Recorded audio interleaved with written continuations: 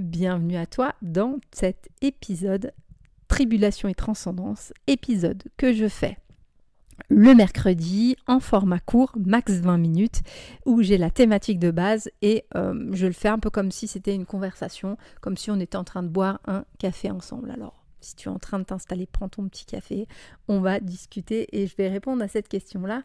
Une personne m'a très gentiment demandé en fait qu'est-ce qui faisait la différence d'un accompagnement avec moi par rapport à une autre personne, en fait, par exemple une autre médium ou une autre personne. Et je lui ai répondu comme ça, puis je trouvais la réponse intéressante pour vous aussi. C'était un petit peu de dire, bah voilà, qui je suis aussi.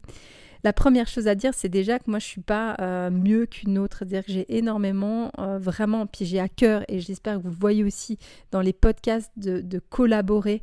Vous voyez, dans les podcasts, si j'invite des personnes, si je fais connaître de traditions, c'est que profondément, moi, j'ai à cœur dans mes valeurs, à savoir qu'il y a d'autres personnes qui peuvent être mieux, complémentaires, et que j'ai parfois des personnes que j'accompagne, que je vais orienter sur d'autres, moi j'appelle ça des confrères et des consoeurs, parce qu'ils ont une autre angle, une autre énergie, qui vont percevoir la personne différemment.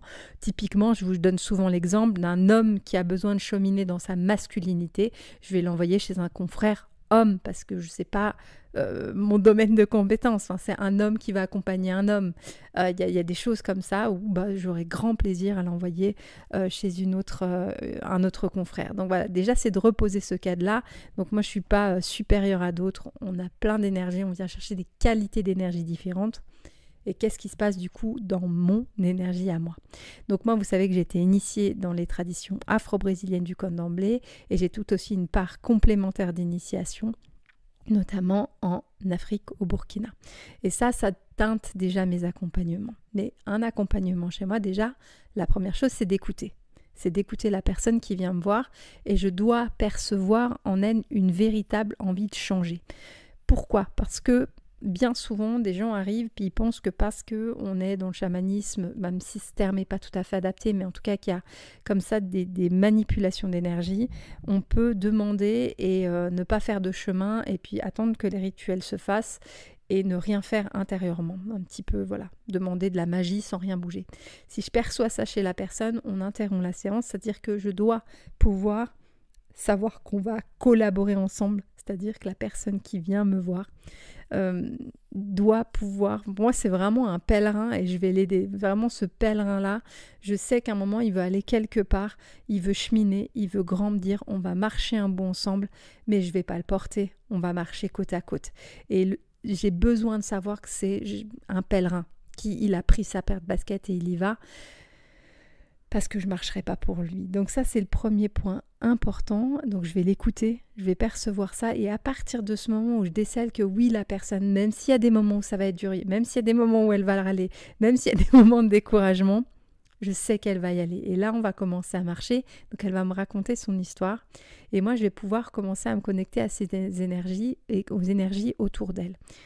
Le premier élément pour moi d'information au départ, c'est de dire quel est le niveau d'information que j'arrive à capter, et des fois j'arrive pas à capter. Et ça, déjà, quand j'arrive pas correctement à capter l'information, pour moi c'est déjà une information, c'est l'expression qui va être la personne qui est à côté de ses baskets, être à côté de ses pompes, vous voyez. Énergétiquement, il y a des personnes qui... C'est pour ça que je suis toujours très frileuse dans faisons attention à notre intuition. Oui, quand on est bien équilibré énergétiquement, l'intuition est bonne. Mais il y a certaines personnes, et notamment moi que j'accueille en consultation, qui ne peuvent pas capter correctement parce qu'ils sont à côté de leur pompe sur le plan énergétique. Ils sont complètement déphasés. Donc c'est difficile pour eux de percevoir l'environnement, difficile pour eux de capter ce qui se passe autour, de capter les signes, d'avoir justement une reliance à leur intuition, à leur monde intérieur. La reliance, je crois que n'importe qui est lié à ses guides, on peut l'appeler les anges, mais le monde spirituel qui soutient autour, quelle que soit la couleur spirituelle de la personne. Mais si la personne n'est pas alignée, elle captera pas correctement et du coup c'est comme s'il y a un brouhaha autour de la personne et la personne énergétiquement elle entend ce brouhaha, du coup elle n'arrive pas à capter correctement et prendre les petits signes. C'est-à-dire que quand une personne est bien alignée sur le plan spirituel, elle est capable dans sa vie Et ça, je parle même pas des personnes spirituelles. Il y a des personnes athées qui vont juste parler d'intuition, de perception, de sens comme ça, ou de feeling, ils vont pouvoir sentir les choses pour, à des moments, sur des choix, sur des situations, prendre les bonnes décisions pour eux, même s'ils ne relient pas la spiritualité. Et il y en a d'autres, et qui peuvent avoir fait 15 ans de yoga, qui peuvent être plus ou moins spirituels à fond, et pour autant c'est le brouhaha autour d'eux. Donc quand il y a une décision, ils sont complètement perdus parce qu'ils n'arrivent pas à comprendre le monde spirituel, l'énergie autour d'eux, ils n'arrivent pas bien à la capter, et du coup sur 2 situations, ils font des allers-retours sans à un moment arriver à trancher. Ça, c'est la première chose, c'est-à-dire quand il y a du brouhaha, déjà c'est tout un accompagnement. Et déjà pour dire, ok, on doit poser la situation, et c'est là où moi je vais accompagner, notamment avec là ce qui fait plus la particularité des parties afro-brésiliennes, c'est-à-dire qu'il y a des bains de plantes, il y a des plantes pour se faire. Et je vais accompagner les personnes qui me le demandent, les pèlerins en fait, vraiment à cette notion de prendre soin spirituellement. Les personnes qui viennent me voir en consultation, il y a des moments où je leur parle de l'hygiène spirituelle. C'est-à-dire que ça ne vous viendrait pas à l'idée, en tout cas de partir le matin sans au minimum vous être brossé les dents et avoir pris une douche, que ce soit le matin ou le soir, mais avoir pris une douche dans votre journée et vous êtes lavé. Vous voyez, les dents, d'avoir pris soin de vous. Ça, c'est prendre soin de le corps physique, mais il y a tout le corps spirituel aussi. Qu'est-ce qu'on fait pour laver, pour prendre soin, pour dynamiser nos corps énergétiques? Et pour moi, ça ne veut pas dire comme faire des 1000 méthodes de yoga ou des choses très compliquées.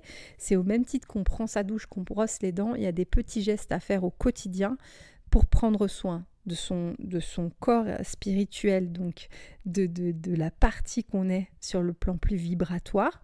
Et là, les plantes vont venir nous aider, notamment par des bains, où là, ça va être le sel, où il y a plein de choses qui peuvent venir aider.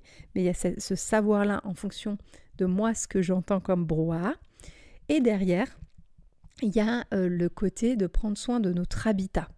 J'avais une amie qui me disait « Ah, mais j'ai vraiment... je vois plein de choses dans ma maison, je vois des défunts. » À un moment, en fait, pour moi, en fait, que des défunts se baladent dans la maison, c'est pas ok, en fait. Donc, il y a un moment où on protège sa maison, c'est-à-dire que notre maison n'est pas une terre d'accueil pour les âmes perdues. Il y a des moments pour faire des rituels pour libérer les âmes, c'est ok, mais il y a un moment où en fait quand vous êtes dans votre espace, vous êtes dans votre espace et dans votre maison, vous prenez soin de votre hygiène, c'est vos énergies à vous et c'est pas un dépotoir à énergie perdue qui traîne dans la maison. Donc ça aussi, on apprend à prendre soin de soi. Et ça, c'est là où moi j'aime accompagner les personnes, non pas à faire appel à chaque fois à quelqu'un qui va nettoyer la maison, mais au contraire arriver à ce que la personne soit équilibrée, suffisamment équilibrée pour prendre soin de ses propres énergies à elle et pouvoir être ce que j'appelle autonome sur le plan spirituel au maximum du maximum. Donc ça, il y a plusieurs étapes et une fois que la personne a évolué, qu'elle a les bons réflexes, qu'elle a globalement une bonne vitalité énergétique, là il peut y avoir d'autres problématiques qui vont subvenir. La première problématique, c'est la problématique de quelqu'un qui a ce que je vais appeler une pathologie spirituelle, c'est-à-dire que quand bien même il y a une bonne énergie spirituelle, la personne fait tout bien, il y a des personnes qui ont, moi j'aimerais vous donner des grandes explications, des grands concepts, pour autant il n'y en a pas. Il y a des personnes qui ont, ça peut être dans cette vie, ça peut être d'héritage d'autres vies, ça peut être de plein de manières différentes. J'ai vu tellement de cas de figure différents. Ça va être ce qu'on va appeler ce qu'on pourrait appeler une dette karmique. Donc, on ne parle pas tant de ça dans la vision afro-brésilienne, mais c'est nous, en Occident, on le comprendrait comme ça, c'est de dire, ok, t'as un petit peu, t'arrives sur Terre, là, mais dans ton incarnation, t'as un peu des dettes et un peu des boulets qui viennent de vie antérieure. J'ai vu des fois des boulets dans des séances, mais vous me croyez ou non, mais des fois de parallèles dans d'autres vies. de problématiques qui se passent qu'il faut régler dans d'autres vies. J'ai vu de l'ancestralité, effectivement des dettes vraiment liées à l'arbre généalogique. J'ai vu des choses dont on ne connaissait pas vraiment l'origine, où la personne à un moment va tourner en boucle dans sa vie, où il y a quelque chose qui, elle aura beau avoir tout fait, parce que si elle arrive chez moi, c'est qu'elle a vraiment tout fait. Et là, il y a besoin d'accompagnement plus spécifique sur des rituels plus spécifiques afro-brésiliens. Et ça, effectivement, c'est rare. C'est-à-dire que c'est vrai que la personne qui est arrivée chez moi, je ne peux pas vous détailler les rituels, vu que malheureusement ils sont secrets, mais c'est vrai que la personne qui arrive jusqu'à moi, il y aura 2 types de profils de personnes. La plupart du temps, quand on arrive à ce stade-là, dans mes consultations, les personnes ont un petit peu honte parce qu'ils ont fait, c'est un petit peu compliqué, je suis vraiment la personne qui arrive en bout de course où il y a eu beaucoup de thérapie, il y a eu beaucoup d'accompagnement énergétique, il y a eu plein d'accompagnements, plein de trucs, puis la personne arrive en disant mais en gros j'ai tout essayé, vous êtes un peu la dernière, la dernière chose à faire. Et là on est sur des personnes qui ont déjà cheminé, malheureusement qui vont rencontrer des problématiques et qui savent que c'est pas juste par de l'imposition de main, c'est pas juste par il faut arriver à ce qu'il y ait un travail énergétique intense. Je peux illustrer mes propos sans nommer personne, mais dans mon histoire, dans les personnes qui peuvent arriver à ce stade-là, je peux avoir par exemple, un jour j'ai eu une personne qui est arrivée dont les mères par exemple, la lignée maternelle était dans une région très particulière du monde, c'était sur une île. Sur une île, en fait, ces femmes de cette lignée-là étaient des gardiennes de la forêt. C'est-à-dire que sa grand-mère, son arrière-grand-mère, à cette dame, étaient des dames qui avaient des rituels, qui avaient tout un savoir ancestral pour protéger en fait la forêt de cette île-là. Et malheureusement, cette dame, sa mère, donc la grand-mère était encore une sorcière, je vais dire magie blanche, mais c'est pas tout à fait ça, mais était quand même une gardienne d'un lieu, avait tout un savoir. Et elle arrive avec avec sa maman qui malheureusement de ce savoir-là l'a transformée en magie noire et malheureusement a pourri, malheureusement a sali toute la transmission de la magie qu'elle aurait dû recevoir, tout ce savoir ancestral qu'elle aurait dû recevoir, ce qui parasite toutes les lignées de sa vie. C'est-à-dire que quand le savoir ancestral comme ça, il est complètement cassé et on n'a pas eu la bonne transmission, il n'y a pas eu les lignées qui ont suivi, ça veut dire que la petite fille de la bonne sorcière, la fille malheureusement de la sorcière du coup de magie noire, la sorcière qui a vrillé, qui est partie dans quelque chose d'obscur, n'a plus à disposition la guidance dont elle devait hériter. Donc évidemment, c'est compliqué au niveau du couple, c'est compliqué au niveau de l'argent.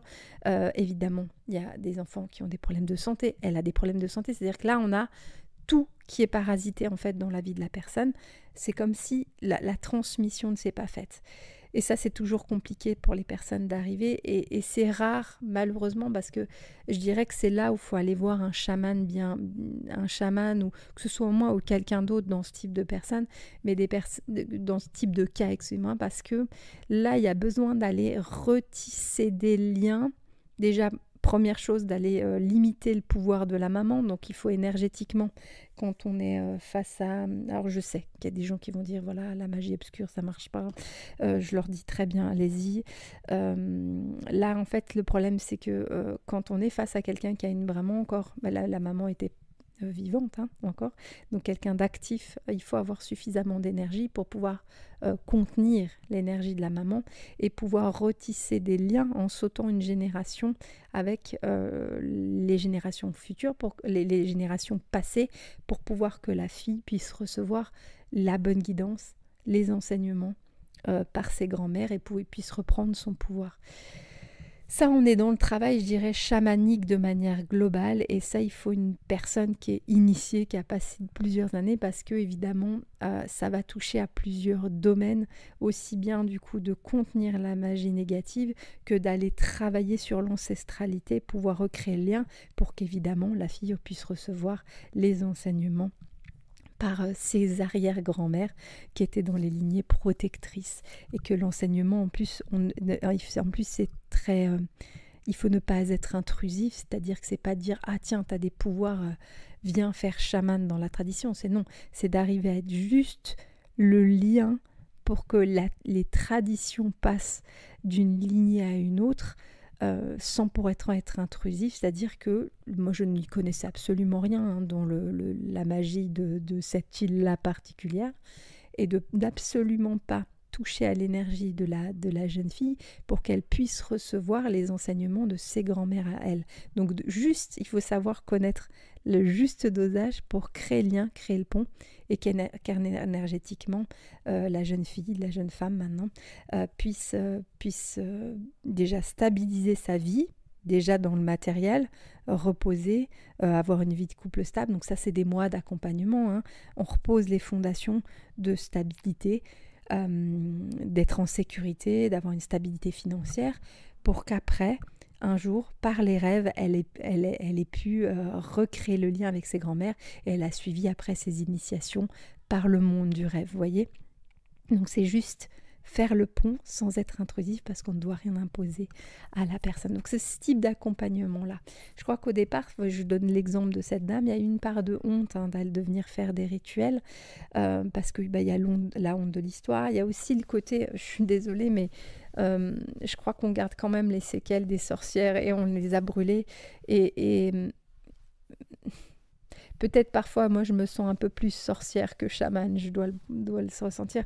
Non pas dans le côté un peu sorcière, comme on peut l'avoir aujourd'hui dans notre société qui est un peu féministe, dans le sens sorcière moderne, qui fait ses petits trucs elle-même. C'est vraiment le côté sorcière, dans le sens où il y a des rituels, les rituels sont cachés, je ne voyais rien de mes rituels, ou très très peu sur les réseaux sociaux. Évidemment, je communique, mais je suis très vite bloquée dans ce que je transmets. Et ce côté-là où quand même aller voir quelqu'un qui a ces dons-là, c'est pas toujours facile pour les personnes, et devoir faire des rituels comme ça, de comprendre les rituels, il y a quelque chose dans notre société occidentale qui est un petit peu compliqué, qui est de dire j'y suis pas arrivée par moi-même. Dans notre société, on veut pouvoir tout faire par soi-même, et pour autant des fois, non, il faut juste un médiateur, ça vous viendrait pas à l'idée de dire voilà, vous avez un problème cardiaque, vous réglez votre problème tout seul, vous allez voir un chirurgien. Moi finalement je suis un petit peu ça, j'ai opéré avec mon matos au niveau dans le monde spirituel pour recréer j'ai fait les rituels nécessaires comme un chirurgien viendrait faire une opération. Moi je l'ai fait au niveau énergétique. Donc c'est à ce stade là. Et puis après on se retire, la personne est en forme, la personne quand elle a repris son pouvoir, elle continue son chemin, puis après on se tient plus au courant d'un point de vue amical. On intervient juste à un moment donné. Donc voilà un petit peu ce qui différencie le côté afro-brésilien va beaucoup insister, effectivement, je reviens sur le travail des plantes, sur la lenteur. Je ne sais pas s'il y a des chamans, des fois je vois des fois dire il y a vraiment, ils vont tout faire en une fois. Il y a certains guérisseurs qui arrivent vraiment à régler des choses énormes en une fois. La plupart du temps, il faut quand même, chez moi en tout cas, il y a tout un processus, mais j'accompagne aussi sur des problématiques un peu lourdes. Il y a un processus intérieur, il y a un processus pour que ça devienne des habitudes pour la personne, il y a un processus qui fait que voilà, sur 6 mois, il y a un changement important, mais en douceur, pas s'attendre à un miracle. Moi, je ne suis pas Jésus, je dis toujours aux gens, c'est super, mais moi, je ne suis pas Jésus. Je ne sais pas soigner les aveugles juste en imposant mes mains. Donc, ça va être quelque chose comme ça, où on va marcher ensemble, ça va être un long cheminement sur le plan énergétique parce que c'est lourd, des situations comme je vous l'ai raconté, c'est lourd pour moi et c'est lourd pour la personne. Je vois que je suis à 19 minutes, donc j'arrive au bout de mon cadre, je vais m'arrêter ici, je continuerai d'autres histoires pour la semaine prochaine. Si vous avez aimé ce podcast, n'hésitez pas à le partager, à mettre des étoiles sur la plateforme d'écoute. Si vous avez des questions, n'hésitez pas à venir me poser des questions sur les réseaux sociaux, à visiter aussi mon site Yalorisha, sur lequel vous pouvez aussi trouver le bouton consultation pour venir échanger si vous avez des problématiques tout particulières ou si vous êtes reconnu dans cette histoire. Je vous souhaite une belle semaine.